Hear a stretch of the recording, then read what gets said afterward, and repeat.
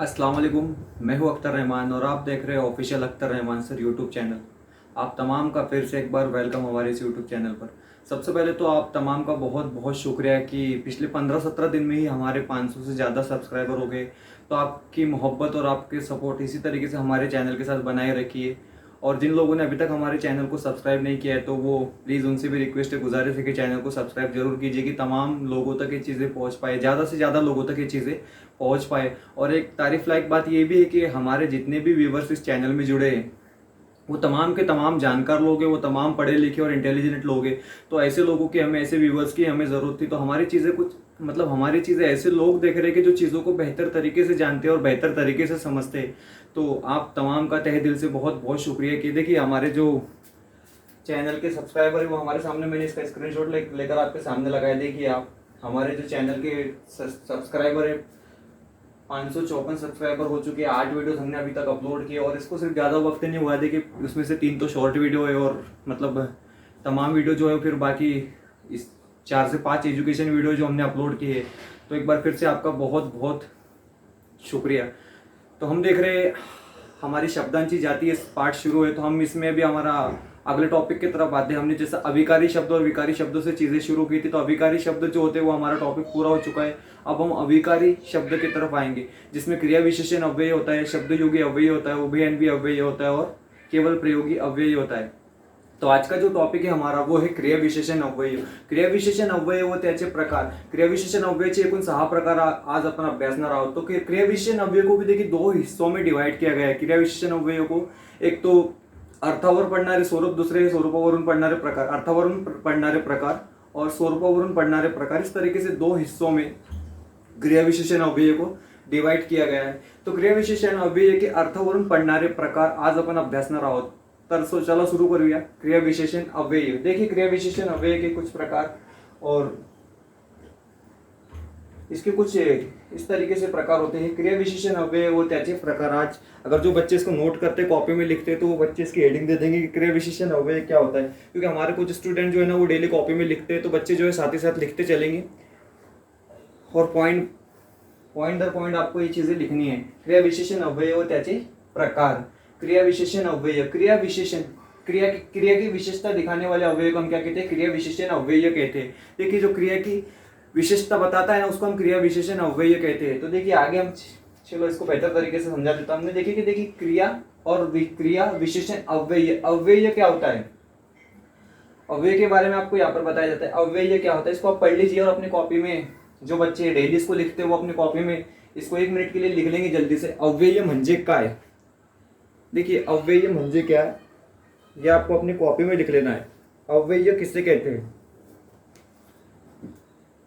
वाक्यात उपयोग करताना ज्या शब्दांच्या मूळ रूपात बदल होत नाही, यही अहम है बस। वाक्यात उपयोग करताना ज्या शब्दाच्या मूळ रूपात बदल होत नाही त्यांना अव्यय असे म्हणतात। सीधे सीधे इसको मैं कहूंगा कि अव्यय उसको कहिए कि जो बदलते नहीं है। अविकारी इसका समानार्थी शब्द है और अव्यय क्या होते हैं कि जो बदलते नहीं है। तो आप इसने आपने अव्यय का मतलब क्या कर रहे हैं ना, बगैर बदलने वाली चीजें, जो चीजें चेंज नहीं होती, जो चीजें बदलती नहीं है, उसे हम क्या कहते हैं? उसे हम कहते हैं अव्यय। आगे देखिए ये क्रिया विशेषण अव्यय की व्याख्या है, डेफिनेशन। अब डेफिनेशन को हिंदी में क्या कहते हैं? क्या कहते हैं हिंदी में? परिभाषा कहते हैं। व्याख्या को हम परिभाषा कहते हैं हिंदी में। याद रखेंगे ये चीज, हम आगे हिंदी भी पढ़ने वाले, तो ये उसकी परिभाषा है। ये क्रिया विशेषण अव्यय की व्याख्या है। देखिए क्रिया विशेषण अव्यय की व्याख्या क्या है? व्याख्या पढ़ लेने के बाद में सीधे सीधे आपको समझ में आ जाएगा। क्रियाविषयी विशेष माहिती सांगणाऱ्या अविकारी शब्दाला क्रिया विशेषण अव्यय असे म्हणतात। देखिए क्रियाविषयी, ये जो है ना विशेष माहिती सांगणाऱ्या अविकारी शब्दाला क्रिया विशेषण अव्यय असे म्हणतात। जो क्रिया के बारे में किसी विशेष मालूमात को दिखाते हैं, जो क्रिया के बारे में किसी विशेष चीज को दर्शाते हैं, उसको हम क्या कहते हैं? उसको हम कहते हैं क्रिया विशेषण अव्यय। अव्यय मतलब ना बदलने वाली चीज है। ये क्रिया विशेष माहिती सांगणाऱ्या, मतलब क्रिया जो होता है ना क्रियापद के बारे में एक विशेष माहिती देता है, उसको हम कहते हैं क्रिया विशेषण अव्यय। उसके कुछ प्रकार हैं, ये तमाम प्रकार आज हमने पढ़ने हैं। देखिए क्रिया विशेषण अव्यय के प्रकार है, इसको भी आपने 1 मिनट के लिए वीडियो रोक लेना है और अपने कॉपी में लिख लेना है, ये इंपॉर्टेंट पार्ट है ना। मैंने कहा कि ये सारे एग्जाम जो है ना आपको महाराष्ट्र राज्य की जितनी भी बड़ी बड़ी एग्जाम होती है तमाम के तमाम एग्जाम में इस तरीके के सवाल पूछे जाते हैं। तो ये क्रिया विशेषण अव्यय के कुछ प्रकार है। उसका पहला प्रकार होता है कालवाचक क्रिया विशेषण अव्यय, स्थलवाचक क्रिया विशेषण अव्यय, रीतिवाचक क्रिया विशेषण अव्यय, परिणामवाचक क्रिया किंवा संख्यावाचक क्रिया विशेषण अव्यय, प्रश्नार्थक क्रिया विशेषण अव्यय और निषेधार्थ क्रिया विशेषण अव्यय। तो इस तरीके से इसके 6 प्रकार माने जाते हैं, इसके 6 प्रकार समझे जाते हैं। अर्थवरून पढ़नारा प्रकार, अर्थवरून इसके 6 प्रकार होते हैं। तो ये 6 प्रकार आपके सामने हैं। आगे देखिए क्रिया विशेषण अव्ययाचे प्रकार,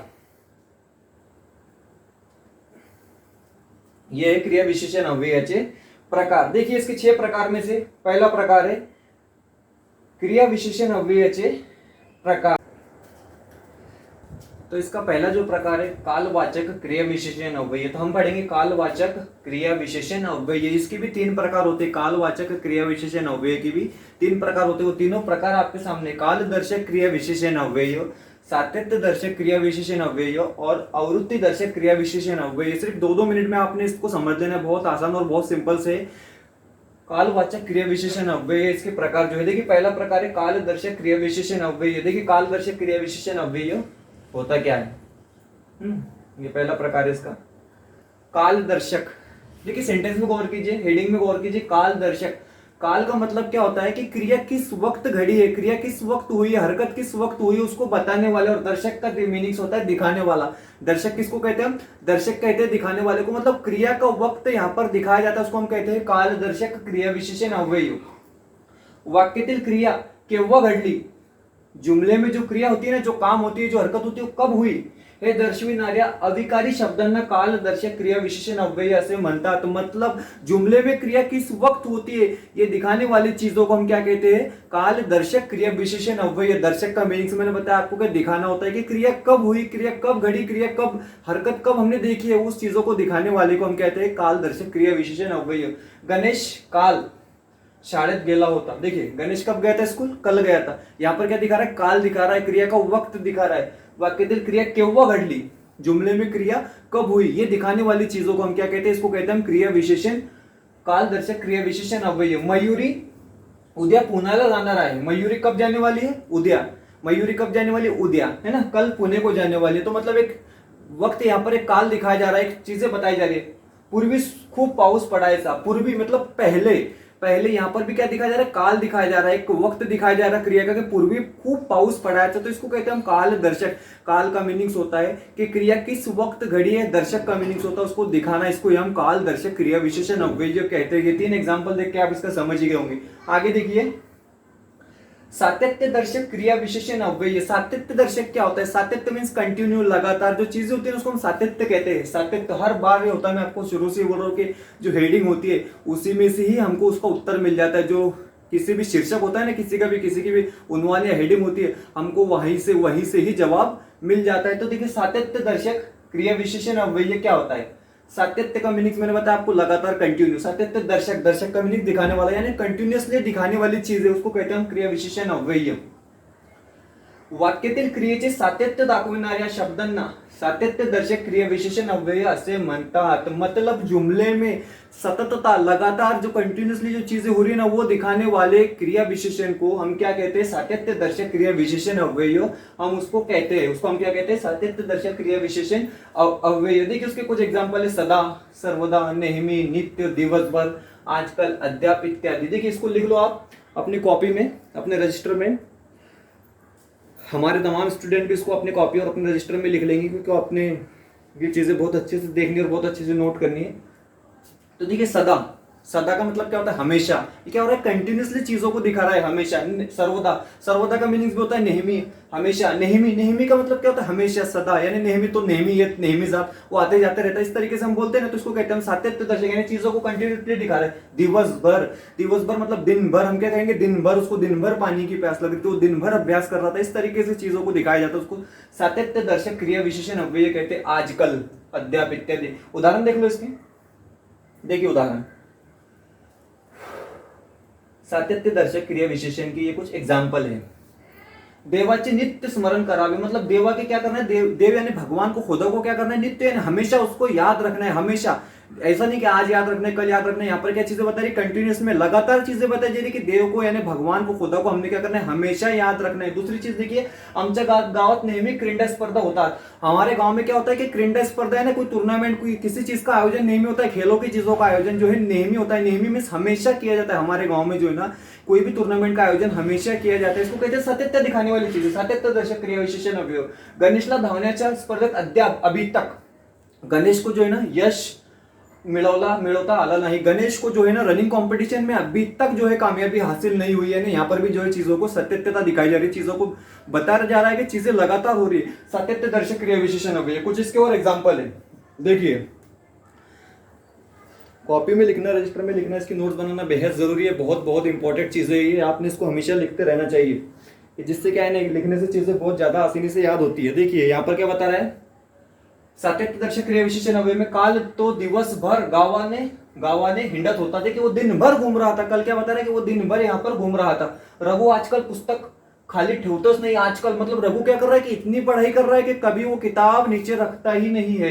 राशि आज सतत लगातार पानी पीत होती। राशि क्या कर रही है आज के सतत पानी पीत होती।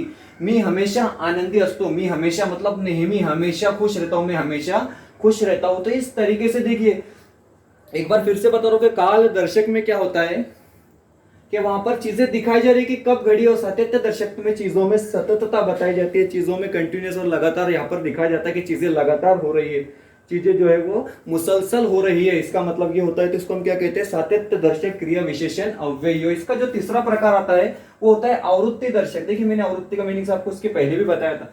वीडियो अगर अभी तक आपने हमारे जो प्रीवियसली जो वीडियो है ना, नाम सर्वनाम विशेषण और क्रियापद के 2 पार्ट है, अगर उसको अभी तक नहीं देखे तो डिस्क्रिप्शन में आपको टेलीग्राम की एक लिंक मिलेगी, वहां से चैनल ज्वाइन कीजिए और वहां से जाकर आप हमारे तमाम वीडियो देख लीजिए, क्योंकि वो वीडियोस देखना आपको ज्यादा जरूरी है। ज्यादा जरूरी मतलब चीजें सीक्वेंस से होती है ना, पहली पायरी बनती है, उसके बाद दूसरी, उसके बाद तीसरी, इस तरीके से आप 5वीं 6ठी पायरी में डायरेक्ट नहीं चढ़ सकते हो। तो आपने क्या करना है कि चीजों को जो है शुरू से स्टार्ट करनी है, नाम से लेकर क्रिया विशेषण तक, तो तभी आपको चीजें समझ में आएंगी। और हमारे पास मैंने शुरुआत में बताया कि ऐसे व्यूवर्स है जो चीजों को बेहतर तरीके से समझ रहे हैं, बेहतर तरीके से जान रहे हैं, मतलब हमारे पास तमाम के तमाम जानकार लोग हैं। इस चीज का मैंने खुद एक्सपीरियंस लिया कि जितने भी टीचर्स, स्टूडेंट और हमारे छोटे बच्चे 5वीं से लेकर 12वीं तक, उसके बाद के कॉलेज के बच्चे या फिर कुछ टीचर्स, तमाम जो है ना तमाम जीनियस लोग हैं, तो वो चीजों को बेहतर तरीके से समझ सकते हैं। आप देखिए आवृत्ति दर्शक क्रिया विशेषण अव्यय।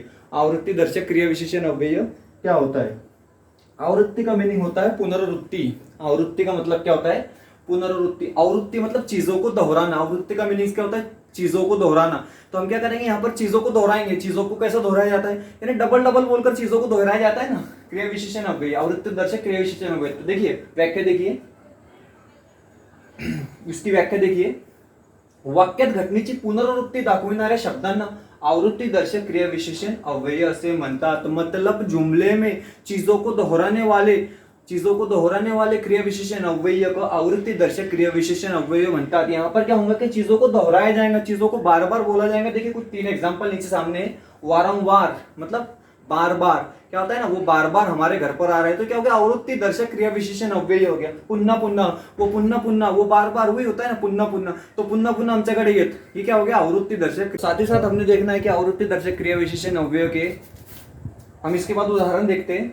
देखिए आवृत्ति दर्शक क्रिया विशेषण के कुछ उदाहरण है।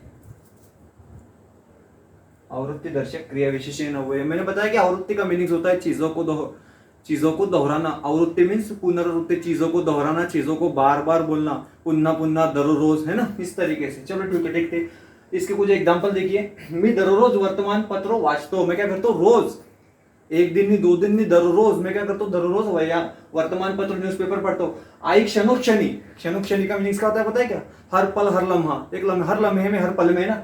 आई क्षणोक्षणी देवाची प्रार्थना करीत होती। माँ क्या करती है? हर पल पल में जो है ना भगवान की, खुदा की इबादत करती है। गणेश पुन्हा पुन्हा तीच चूक करीत होता। गणेश क्या कर रहा था कि बार बार वही गलती कर रहा था, तो यहाँ पर क्या कर रहा था? चीजों की आवृत्ति कर रहा था। माँ क्या कर रही थी कि पल पल में इबादत कर रही थी, यानी चीजों को दोहरा रही थी।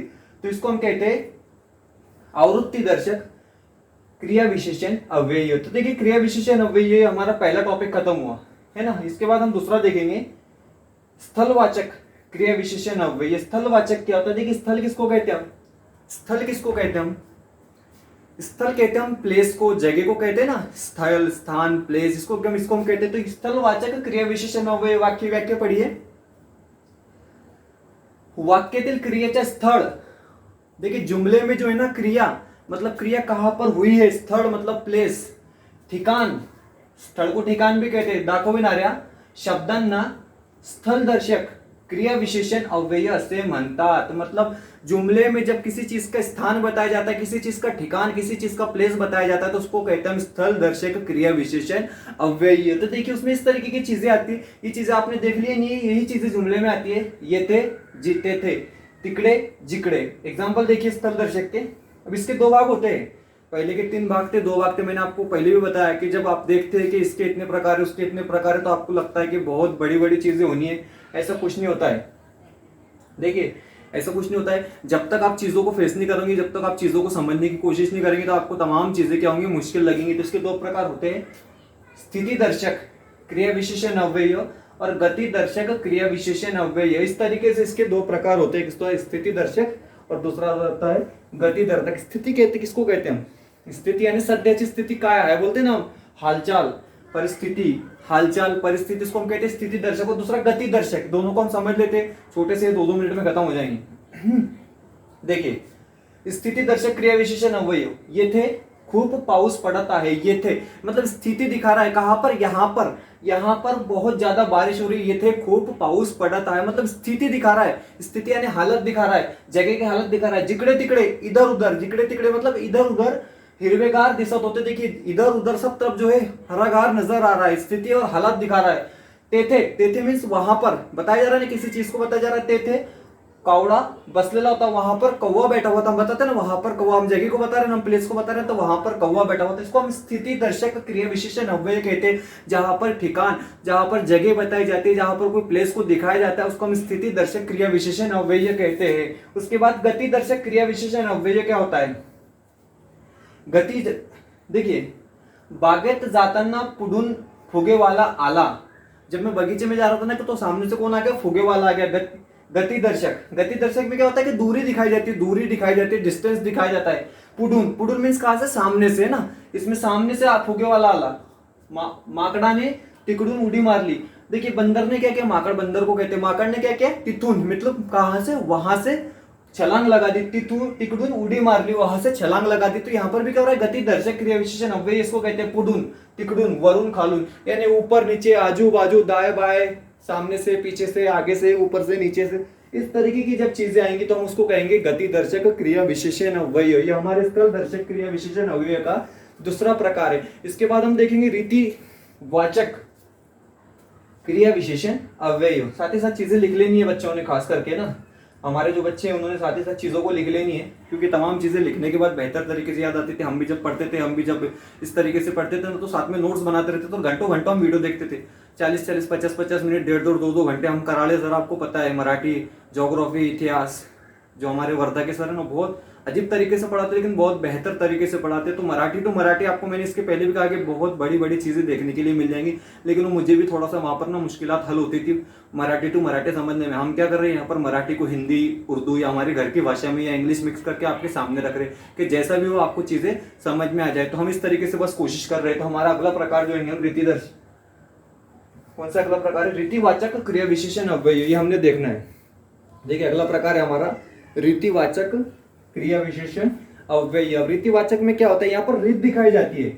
यहाँ पर क्या होता है कि रीत, परंपरा वो दिखाई जाती है, बोलते हैं ना हम, यहाँ पर रीत दिखाई जाती है। देखिए इसकी व्याख्या,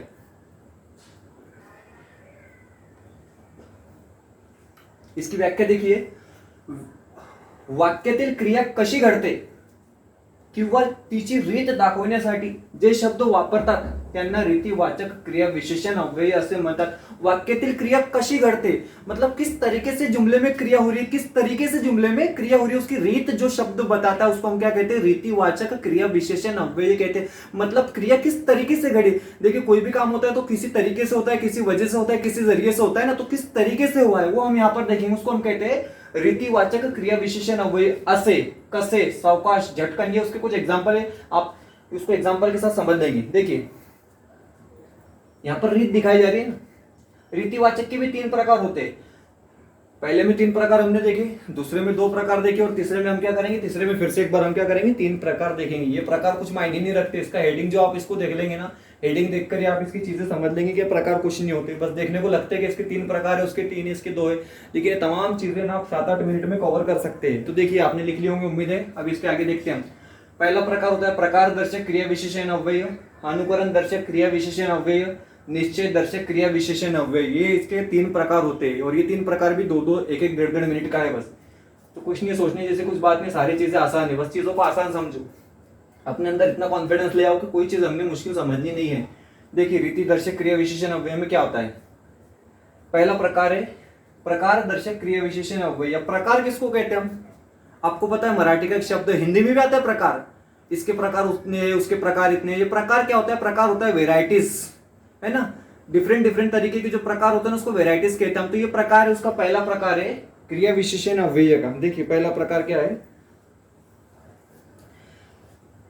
रीतिवाचक क्रिया विशेषण अव्यय का पहला प्रकार है प्रकार दर्शक क्रिया विशेषण अव्यय। प्रकार का मीनिंग होता है वेराइटीज, यानी किस तरीके से चीजें हो रही है उसको हम प्रकार दर्शक। देखिए गणेश भरभर चालतो, देखिए गणेश किस तरीके से चलता है, भरभर, किस तरीके से चलता है, भरभर। तो ये चीजें आपने यहाँ पर याद रखनी। तो फुकट काम करित नहीं, वो काम कैसा नहीं करता है, वो फुकट काम नहीं करता है। तो यहाँ पर क्या हो रहा है कि प्रकार दिखा रहा है काम करने का, कि वो फुकट कभी काम नहीं करता। गणेश कैसे चलता है, भरभर चलता है, तो प्रकार दिखा रहा है चलने का। ती हड़ू धावते, देखिए ती कशी धावते, ती हड़ू धावते, तो यहाँ पर उसके दौड़ने का, उसके भागने का प्रकार दिखा रहा है, ती हड़ू धावते। तो इसको हम प्रकार दर्शक क्रिया विशेषण अव्यय कहेंगे। इसको हम क्या कहेंगे, प्रकार दर्शक क्रिया विशेषण अव्यय कहेंगे। इसके बाद आता है अनुकरण दर्शक क्रिया विशेषण अव्यय। अनुकरण करना, कॉपी करना। बच्चे क्या करते हैं, माँ बाप का अनुकरण करते। तो अनुकरण करना क्या होता है, अनुकरण करना होता है किसी चीज की कॉपी करना, किसी चीज को नकल करना, उसको हम क्या कहेंगे, उसको हम कहेंगे अनुकरण दर्शक क्रिया विशेषण अव्यय। देखिए यहां पर गणेश ने पटकन उड़ी मार ली, गणेश ने क्या किया, पटकन उड़ी मार ली। देखिए यहाँ पर पटकन, पटापट, बदाबद, इस तरीके से अल्फाज इस्तेमाल होते हैं। आप इसको एक बार देख लीजिए ठीक से कि यहाँ पर इस तरीके से शब्द जो है वो इस्तेमाल होते हैं। गणेश ने पटकन उडी मारली, चोरा पटपट चालते, लोकांनी चोराला बदाबद मारले। तो इस तरीके से जुमले जब आते हैं, पटकन, पटपट, बदाबद, तो उसको क्या कहना है कि उसको अनुकरण भी, यानी डबल चीजें हो रही है, पटकन, पटापट, बदाबद, इस तरीके से जब आता है तो उसको हमने समझ लेना है कि अनुकरण क्रिया विशेषण अव्यय ये होता है। इसके बाद तीसरा होता है निश्चय दर्शक क्रिया विशेषण अव्यय। तीसरा क्या होता है, निश्चय दर्शक क्रिया विशेषण अव्यय। देखिए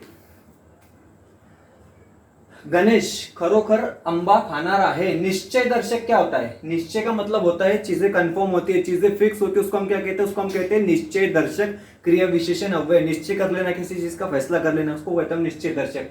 गणेश खरोखर, यहाँ पर खरेखर क्या है, निश्चय ना, वो खाने वाला है, आम खाने वाला है, तो फिक्स है, मतलब पक्का है। गणेश खरोखर आंबा खानार आहे, मी नक्की औरंगाबादला जाणार। देखिए मी नक्की औरंगाबादला जाणार आहे, मैं क्या करने वाला हूँ, मैं नक्की औरंगाबाद को जाने वाला हूँ। मैं मतलब क्या करने वाला हूँ, पक्का। नक्की का मीनिंग क्या होता है, मैं पक्का औरंगाबाद को जाने वाला हूँ। उसके बाद तू खुशहाल झोपी जा, वो क्या कहता है कि तू खुशहाल मतलब तू बिंदास, तू बेफिक्र होकर सो जाते। इसको क्या कहते हैं, निश्चय दर्शक क्रिया विशेषण अव्यय। जहां पर चीजें फिक्स होती है, जहां पर चीजें पक्की होती है, उसको हम निश्चय दर्शक क्रिया विशेषण अव्यय कहते हैं। तो ये हो गया हमारा तीसरा प्रकार, इसका रीतिवाचक क्रिया विशेषण अव्यय का। हम आते हैं अपने चौथे प्रकार की तरफ। इसके 6 प्रकार हमने देख लेने, तो हम आते हैं अपने चौथे प्रकार की तरफ। चौथा प्रकार हमारा क्या होता है, देखिए संख्यावाचक, संख्या फिगर्स ना, संख्या, मैंने आपको इसके पहले भी बताया था।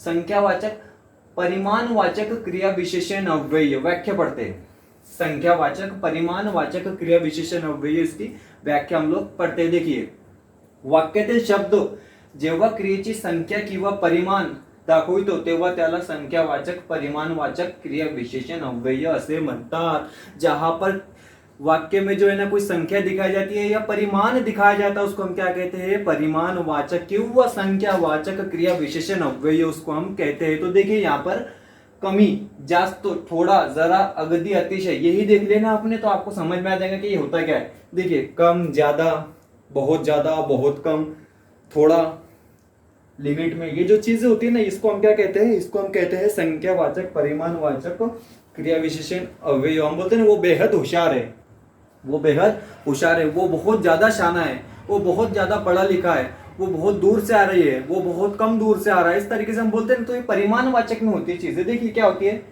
तो जास्तो बोलतो, जास्तो मीन्स ज्यादा, ये क्या हो रहा है, परिमाण होता है एक, है ना, एक ज्यादा कम ज्यादा जिस तरीके से हम गिन सकते हैं ना उसको। तो जास्तो बोलतो, विशाल अतिशय, अतिशय मतलब बहुत ज्यादा, विशाल अतिशय होशियार है। स्वरा बिल्कुल खोटे बोलत नहीं, स्वरा क्या करती है, बिल्कुल मतलब कुछ भी झूठ नहीं बोलती है। तो ये होता है संख्यावाचक किंवा परिमाणवाचक क्रिया विशेषण अव्यय। उसके बाद पांचवा टॉपिक आता है कि छोटे छोटे इनका कुछ इतना वैल्यू भी नहीं होता है, लेकिन पढ़ने जरूरी है। सिलेबस में है चीजें, तो चीजें क्या करनी होती है, हमको चीजें देखनी जरूरी होती है। देखिए इसका शीर्षक देखिए, प्रश्नार्थक क्रिया विशेषण अव्यय। प्रश्नार्थक क्रिया विशेषण अव्यय क्या होता है, प्रश्नार्थक क्रिया विशेषण अव्यय, प्रश्न यहाँ से समझ में आ जाएंगे कि जहां पर सवाल पूछे जाते हैं उसको हम क्या कहते हैं, उसको हम प्रश्नार्थक क्रिया विशेषण अव्यय कहते हैं। कि जहां पर सवाल पूछे जा रहे हैं, जहां पर क्या होता है कि जहां पर क्वेश्चन पूछे जा रहे हैं उसको हम क्या कहते हैं, प्रश्नार्थक क्रिया विशेषण अव्यय कहते हैं। वाक्यातील का ना ही शब्द जेव्हा क्रियापदाला प्रश्नार्थक बनवतात, देखिए का और ना दो शब्द आपने याद रखने। जब जुमले में का और ना आ जाता है और जो क्रियापद के बाद आते हैं और क्रियापद को प्रश्नार्थक बना देते तो उसको हम प्रश्नार्थवाचक क्रिया विशेषण अव्यय कहते हैं। तेव्हा त्यांना प्रश्नार्थक क्रिया विशेषण अव्यय असे म्हणतात। ठीक है ना। देखिए तो अभ्यास करतो का, देखिए तो अभ्यास करते का, क्वेश्चन मार्क भी आ जाता है समझने के लिए। आखिर में क्या होता है कि क्वेश्चन मार्क भी आपको मिल जाता है कि आप समझ जाएंगे कि प्रश्नार्थक क्रिया विशेषण अव्यय। अगर ये प्रश्न आता है एग्जाम में, तो अभ्यास करतो का, खालील क्रिया विशेषणाचा प्रकार ओळखा, खालील क्रिया विशेषणाचा प्रकार ओळखा। तो अभ्यास करतो का, तो आपने तो सिर्फ क्वेश्चन मार्क ही देख लेना, ऑप्शन में तो रहेगा ही प्रश्नार्थक क्रिया विशेषण अव्यय। तो आपने क्या बता देना है कि ये कौन सा है, इसका जवाब है प्रश्नार्थक क्रिया विशेषण अव्यय का जवाब है। तुम्हें पुस्तक वाचल ना भी आ रहा है, का और ना ही आएगा और क्वेश्चन मार्क भी लगाएगा, तो क्वेश्चन मार्क को देखते ही आपने बता देना है कि क्रिया विशेषण अव्यय का कौन सा प्रकार है, ये क्रिया विशेषण अव्यय का प्रश्नार्थक क्रिया विशेषण अव्यय यह प्रकार है। क्योंकि आपने जब क्वेश्चन मार्क देख लिया, जैसा हम प्रश्न चिन्ह देखते और बता देते कि प्रश्न चिन्ह का प्रकार है, इसी तरीके से क्वेश्चन मार्क प्रश्न चिन्ह देख लेने के बाद आपने समझ लेना है कि ये जो प्रकार है ये प्रश्नार्थक क्रिया विशेषण अव्यय का प्रकार है। छठा प्रकार देख लेते हैं, ये भी आसान है, 2 मिनट में हम इसको खत्म कर देंगे बस।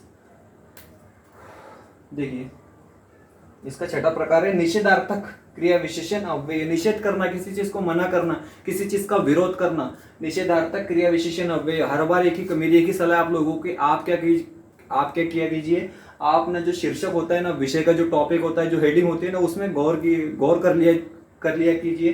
क्योंकि इससे क्या होता है पता है क्या, वहां से आपको जवाब मिल जाएगा।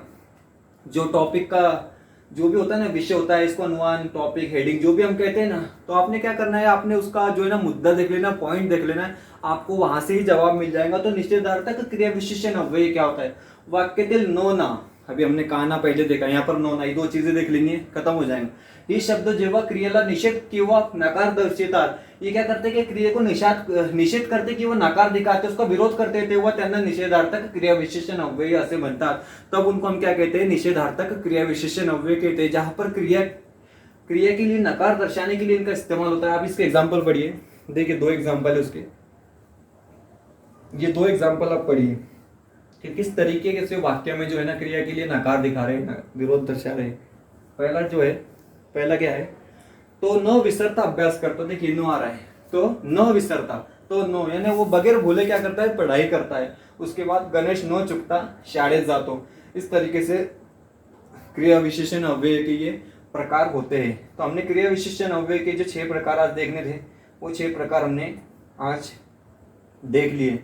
इसके बाद स्वरूपावरून पढ़णारे प्रकार हम अगले टॉपिक में इसको अभ्यासेंगे। स्वरूपावरून पढ़णारे प्रकार, ये हो गया हमारा क्रिया विशेषण अव्यय। तो सबसे पहले आपका फिर से मैं एक बार बहुत शुक्रिया करता हूँ कि 554 को आप जल्दी से 1000 तक पहुंचा दीजिए। क्योंकि देखिए काफ़ी गर्मी हो रही है, यहाँ शर्ट भी गिला हो गया था हर तरफ से। तो मतलब क्या होता है कि हमारे पास अभी उतनी फैसिलिटी अवेलेबल नहीं है। हमने करीब 10 तारीख को यानी 10 मई को जो है अपना पहला वीडियो अपलोड किया था, और उसके बाद ना अभी देखिए कैसा ना फैन वगैरह, कूलर वगैरह और बाकी चीज़ें शुरू करेंगे, तो आवाज़ से क्या होता है ना, आपको डिस्टर्बेंस होगा और चीज़ें सुनाई नहीं देंगी। तो इस वजह से क्या होता है कि तमाम चीज़ों को बंद कर जो है ना, बाहर की आवाज़ नहीं आनी चाहिए और सिर्फ आपका और मेरा वार्तालाप होना चाहिए। इस तरीके से हम कोशिश करते हैं और ये 25 30 40 मिनट बहुत गर्म हो जाता है और काफ़ी ज़्यादा मतलब हार्ड वर्क होता है। तो सपोर्ट कीजिए, चैनल को सब्सक्राइब जरूर कीजिए, शेयर कीजिए और आपको यहाँ से कुछ सीखने के लिए मिलता है तो फीडबैक जरूर दीजिए। एक तो सजेस्ट कीजिए या क्वेश्चन पूछिए, जो भी चीज़ें ना आप जिस तरीके से भी कांटेक्ट करना चाहेंगे, हम ऑलवेज और हमेशा आपके लिए जो है अवेलेबल है। तो अभी अगला टॉपिक जो हमारा इसके बाद है वो हम क्रिया अभिकारी शब्द जाति का जो है ना अगला प्रकार देखेंगे। तो आपसे एक बार फिर से गुजारिश है कि आप जो है ना हमारे चैनल को सब्सक्राइब कीजिए, शेयर कीजिए, लाइक कीजिए और आपका सपोर्ट, आपकी मोहब्बत को इसी तरीके से हमारे साथ बनाए रखिए।